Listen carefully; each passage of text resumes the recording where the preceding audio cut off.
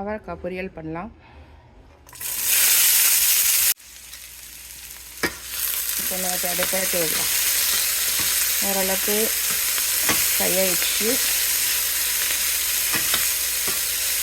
இப்போ இது வந்து வீட்டு மிளகாத்தூள் 1 ஸ்பூனு, அப்புறம் காஷ்மீரி சில்லி 1 ஸ்பூன், அவ்வளோதான். இது வந்து தனியாத்தூள், இது வந்து சீரகத்தூள், அப்புறம் வந்து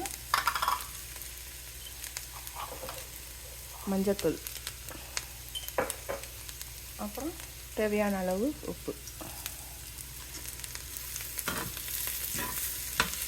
அப்படியே எண்ணெயிலே கொஞ்சம் பரட்டுங்க. அப்புறம் இந்த காரெல்லாம் கொஞ்சம் அப்படியே அந்த காயில் நல்லா இறங்கும். நல்லா பரட்டிட்டு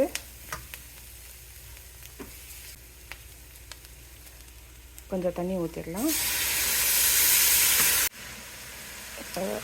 காய் வந்து தண்ணி சுண்டிடுச்சுங்க. வந்து 2 முட்டை எடுத்து வச்சுருக்கேன், முட்டையை உடச்சி ஊற்றலாம்.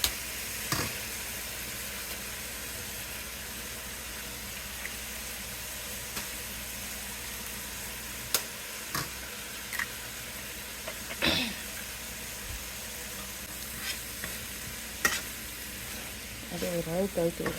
அப்போ தான் அவர் உள்ளே போய் அப்படியே அவரைக்காய் கூட ஜெல்லாகிடுவார். Almost ready ஆகிடுச்சுங்க. முட்டை நல்லா வெந்துடுச்சு. இப்போ வந்து லைட்டாக 1 ஸ்பூன் தேங்காய் எண்ணெய் விடுறேன். இங்கே வந்து தேங்காய் எண்ணெய் இப்படி தான் இருக்கும், கட்டியாக.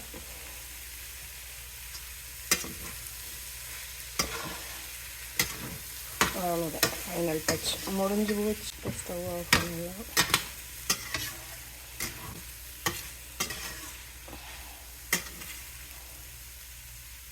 பார்த்தீங்களா இப்படி இருக்குது? சூப்பராக இருக்கா? செம்மையாக இருக்குங்க. இவங்க தோசை, இது சப்பாத்தி வச்சு சாப்பிட்லாம். ரசம் சாதம், சாம்பார் சாதம் செம்ம டேஸ்ட்டாக இருக்கும்.